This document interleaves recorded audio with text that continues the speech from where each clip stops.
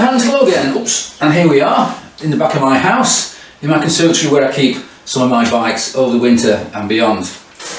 Come in here because we avoid all the noise of the bird song outside, and also because I want to talk about some of my other bikes that are in here. I've been here for far too long, in fact. And behind me I've got my Ducati 888, and it's here because I've got nowhere to put it, and also because due to COVID I've not been riding it at all. So for 2 years it sat here under a dust sheet, just waiting for me to get around to using it again. And I've come to the conclusion I'm going to sell it. I'm selling it because even before COVID I wasn't really riding it very much. If you go back and look at the MOTs from the last few years, the mileage on this thing's been 500 miles, 600 miles a year, sometimes 200 miles a year. And the reason for that is A, I've got other bikes to ride, of course, and B, this bike has a very narrow focus. It's not very good around town, it's not very good touring or going anywhere far away. It is, however, very good at going out for an hour or two on a sunny day on some great roads, empty roads, quick blast for an hour or two, and then you have to stop and unwind because your wrists are aching, your neck's aching, well mine is anyway, your knees are aching. And it's time to bring it home and store it away for another day. And quite honestly, the sort of pain factor against the pleasure factor is going the wrong way for me at the moment. I'm not getting younger.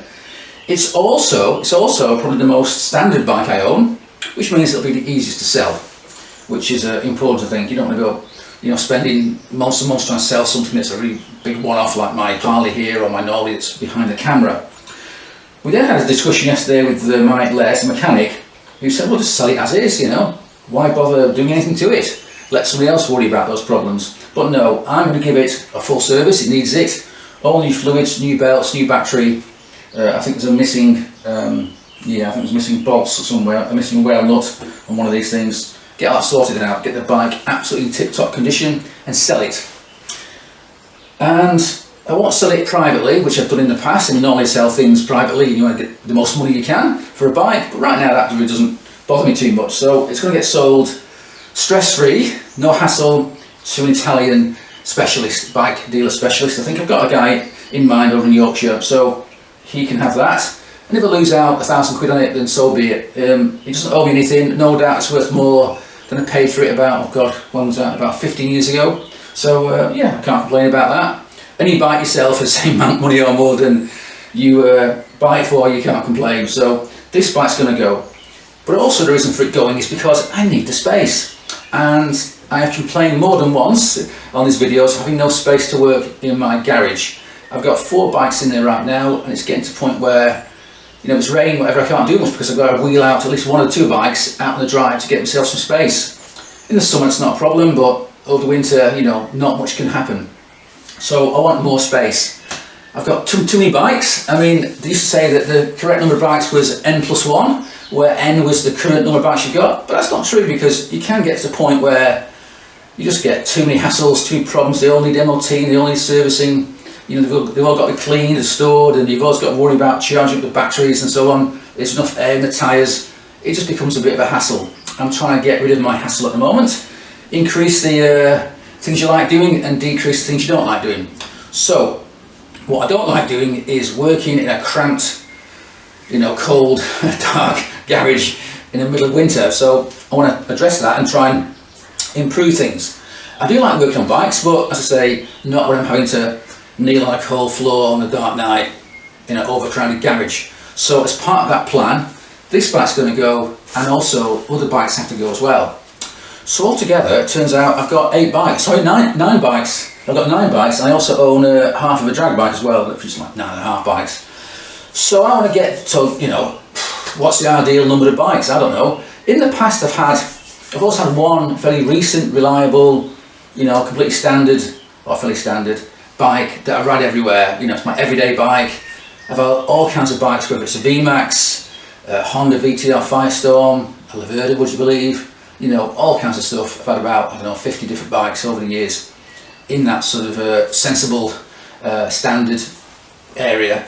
And I used to do a lot of miles. I used to do like 30,000 miles a year, so I'd keep it for maybe a year or two and then part exchange it for something new and get something else. But now I don't really have that bike. I don't have a standard bike anymore. I don't have a reliable, everyday, fairly newish Japanese bike, say, to get on it and go. So that's something I want to address. So I want to buy a fairly newish or brand new bike soon. Say soon, maybe it'll be next year now, depending on how my health sort of works out. So I've got to get rid of something else. The money's not an issue, it's the space. So, as I say, that's going, and then I've got to make a decision about two of my bikes and decide which one to keep. And the first of those two bikes is this, my Norley. It's got a Norton featherbed copy frame, XL1000 lightly tuned Harley engine, all one-off parts. You know, yeah, I'm really happy with it. I've really not ridden it hardly at all because of the problems I've had in the past with it, and just not had time really to get it all on the road. So that's something I want to address and actually do some miles on this before I decide whether I want to keep it or not. And the other bike that looks completely different from this, but it's actually quite similar, is my Moto Guzzi. Now I'll put up a picture of the Guzzi now. And as you can see, it looks quite different from this one. It's got a much bigger tank, it's got a big V-twin engine across the frame, it's got shaft drive and so on. It seems very different. It's also about, that's an 89, whereas this engine is from 79, so it's a bit more advanced. This is a 4-speed box, Guzzi's a 5-speed box. But if you look at the spec sheet of both bikes, they are very, very similar. They've both got lightweight steel frames, they're both running fairly narrow spoke wheels, both 18 inches, front and back. They're both V-twins. As I say, this one's 4-speed, the Guzzi is 5-speed. They've both got aluminium bodywork, single seat, rear sets, clip-ons, standard right way up forks, twin discs on the front. That said, the Norley's got more modern calipers. Yeah, so very similar. They're also both push rods. They make about the same sort of power, probably, thereabouts. Yeah, so they've even actually got the same make and type of rear shock as well, because I do like these. Yeah, so they're actually Hagons. So anyway, and so while they look very different, in fact I think they are quite similar in many ways. But I suspect if you actually ride them, they'd feel quite different.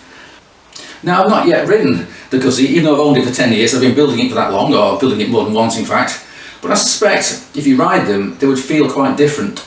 I suspect this is more raw, lighter, more flickable, only got a 4-speed box, but it would probably feel more exciting to ride.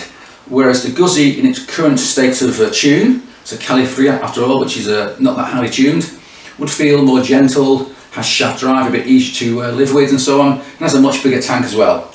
So I have to decide which one of these two bikes I want to keep, because I don't want to keep two bikes that are very similar.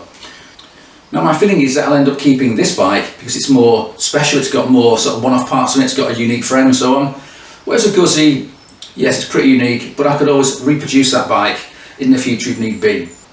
But then again, I could be wrong. I mean, I could find this is the right torture device to ride, very uncomfortable, vibrates too much, don't like 4-speed box, and I might end up thinking, yeah, I much prefer riding the Guzzi. But I don't know yet, because I've not ridden either of them. Well, I've ridden this one a little bit, but not too far. And so my priority should be to complete the Guzzi, get it on the road, iron out all the bugs, and ditto with the Norley 2, because I know I've got a few small issues with the bike, get some miles on both, and then finally decide which one to keep and which one to sell. Because sure enough, I have got too many bikes and too many projects and not enough time and not enough space. So that way I'll get down by one more bike on the full collection. And so now here we are in my rather overcrowded garage. And you can see the problem. We've got 1, 2, 3, 4 bikes. Lots of big boxes here full of gear. Overloaded workbenches. You know, it's a bit of a problem. It's gone too far. So I've got to get the number of bikes down a bit, but I'm not sure yet which ones to keep, which ones to sell. So at the moment I've got 1, 2, 3 Kawasaki Zs. 650, 1170 and the Mark II over here, which is right now just a frame. Although there are lots of things going on, it shouldn't take long to get that bike built up once I've got space and time to sort it out.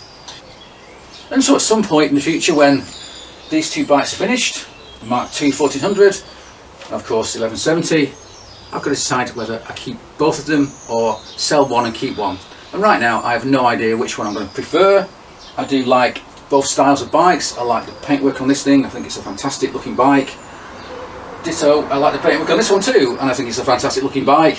So, you know, we'll see. Perhaps I'll keep them both and I'll just be a Z head and get rid of everything else. Get rid of the Ducatis, get rid of the Guzzies, get rid of the Harleys and just be a Z head. That would make life a bit easier.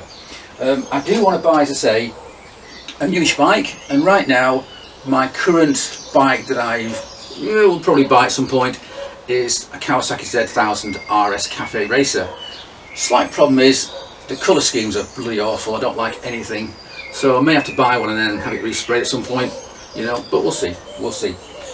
So my ideal plan is to have one fairly modern bike, just hit the button, go, don't have to worry about it, just, you know, just use it. If it gets dirty, so what? Get it serviced by a dealer or by your mate who's a mechanic every year, and don't worry about it. Again, no worries, because I probably wouldn't want to drive or ride across Europe on any of these bikes that I built, because you never know what's going to go on. Whereas I would quite happily drive or ride across France, across Spain, you know, on a modern Japanese bike. I've done it many times before, I've never had a problem, so yeah, all good. Yeah, so I have got to reduce my collection. There's actually another option that I'm currently thinking about, which is not only reducing the collection but giving myself some more space, because this wall here behind me once had a window in it and a door, which I bricked up for security reasons many years ago. And behind here I've got a little bit of land. I do mean a little bit, probably about, I don't know, 15 feet, and it's as wide as the garage, a bit wider, so I would like to extend the garage backwards.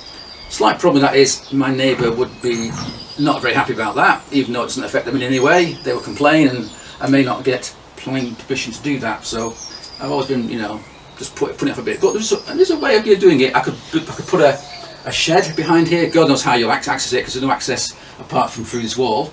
Build a shed and link it together. You could do that, but you know, I've always been just put it off a bit, because knocking down that wall gives you all kinds of problems, for temporary problems anyway, like where do you put your bikes, there's no security, you know, where do you keep your tools, it's a bit of a problem.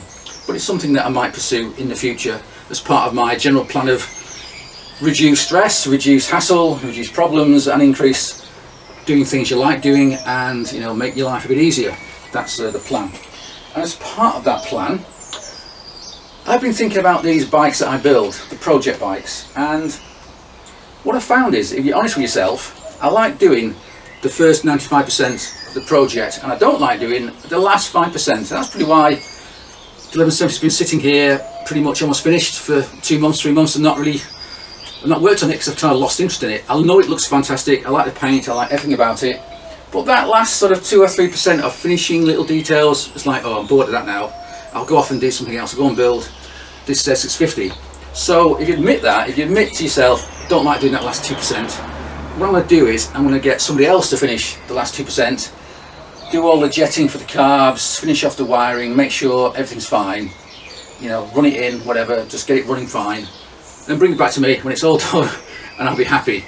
And that's something you've got to admit to yourself, that, you know, don't like doing it, I'm bored of it, you know, I don't like it, so don't do it. And Les has agreed that he's going to do that for me when it gets time. It may not be right now, it might be towards the end of the summer, because he's so busy at the moment. Yeah, so that's another thing I can do. And that got me thinking about these projects in general, and the bits I like doing and the bits I don't like doing. And the bits I like doing are the initial planning, working out what bike I'm going to do, what it's going to look like, what parts it's going to get fitted by, who's going to do the work, you know, finding deals, finding the right part for that particular bike. Because oftentimes, you know, for example, for this Mark II, it's got Yamaha 5-spoke wheels on it. Well, I'm sure nobody in the world has fitted Yamaha 5-spoke wheels to a Mark II Kawasaki before, because why would you?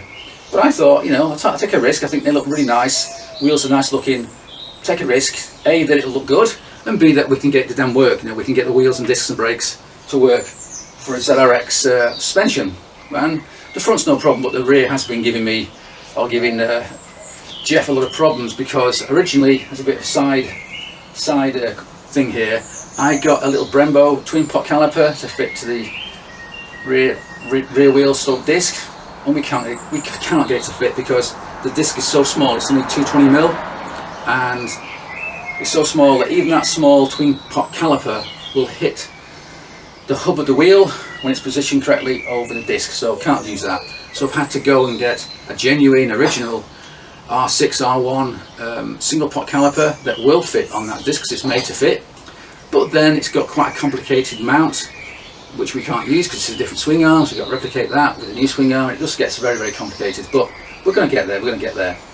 So those sort of things I like doing. I like sort of thinking about stuff, I like planning things, you know, seeing it all come together, planning out the paintwork, seeing that come together. Great. What I don't like doing is all those little niggly little problems where, oh okay, it doesn't work and that doesn't fit, and you know, getting that last little, I don't know, on this bike here I've got a problem with the oil leak on the new outrigger system, and that's kind of really annoys me because you do it once, you think right, I've done it, oh it leaks, oh, no. Take it all off, do it again, make a new gasket, do it again, it still leaks, right, take it off, make it out of a thicker gasket, right, I'm bored now, I'm not doing it for a while, you know. So those sort of things I don't like doing, particularly if you've got to do something more than once, you've got to do it over and over again. Yeah, I find it quite frustrating, and I've got to cut down my stress, so those sort of things I want to cut out and get somebody else to stress about them and not me. So as I say, I think in the future what I'll do is I'll concentrate on the things I like to do, which is sort of getting the bike up to the point where it looks like a bike, but all those little niggly details haven't been done yet, and I'll hand it over to somebody else. Hello Les, you can do that for me, and he can finish it off. He's got a big workshop, all the tools, he knows what he's doing, so you know, I think that's the best way of doing things. It saves me from being in here getting frustrated and stressed out on a cold, wet, damp winter's night, you know, which is what's been happening with the Guzzi here. So yeah, that's going to be the plan. Still lots to do. I'll finish off the Z650, which God knows what engines that's going to have. It might have a 750 engine, who knows. And then we'll move that on, and yeah, I'll get that down. So that'll get me down to from let's see, 9 bikes to 6 bikes, which is getting somewhere. I also want to finish off my old Ducati, my MHR. It's been in the living room for 30 years. I got close to that, and then COVID happened and everything stopped. So it's got all new tyres, all the brakes have been rebuilt. It's got new ignition, coils, Dynacos, new leads and so on. So in theory, if I put oil in it and kick it over, a bit of petrol, it should start. In theory. Can't try that out yet because it's in the bloody living room. So again, I've got to move all the bikes that are in the conservatory out the way somewhere else, at least for a while. Get that bike out with some help. I'll have to take half the house down to get it out, but we'll get it out and get that done as well. But all that's going to have to wait until all these other projects have been finished. And so I've come to the conclusion that the idea that the correct number of bikes is n+1, where n is the current number of bikes you own, is bullshit. It's not true. You can have too many bikes, and I've got too many bikes. So I'm going to have to reduce these bikes down to something a bit more manageable, maybe 3 or 4 bikes, including a fairly newish or even a brand new bike, which I'll get at some point in the future. As I say, it might be a Kawasaki Z and 900 RS, but I've not really looked into all the different options out there. Perhaps it's better to buy a bike with a decent sized fairing, you know, a bit more comfortable on the motorway and so on, who knows. But I must say, of all the current range of bikes I've been looking at, all the new bikes out there, the styling does leave a lot to be desired. All this sort of angular insectoid style I do not like at all. I think Panigales are awful looking, most modern Kawasaki's awful looking, the ditto, you know. As for Yamaha, well, you know, we won't go there. I think they must have a blind designer, you know. And yeah, Suzuki's, well, they seem to have lost the plot at the moment, so yeah, not much out there that I really like the look of. Right, so that's that. But going forward then, I do still have one more bike, well, say a bike, it's more of a project, that I've not discussed yet, so we'll have to go back inside and we'll talk about that. And also, I'm not going to stop building bikes. Oh no, I'm going to keep on going, and I'm actually going to build even more mad bikes, even more, for me anyway, more difficult bikes to build, more sort of unique and one-off, and yeah, sort of more sort of, for me, more sort of advanced, if you like. Because all these bikes, you know, anybody could build these bikes, and they're not particularly difficult to do. If you know a man who can weld, if you know a man who's got a machine shop, you know, a good mechanic and a good welder, you know, you can build most of these bikes, no great problem.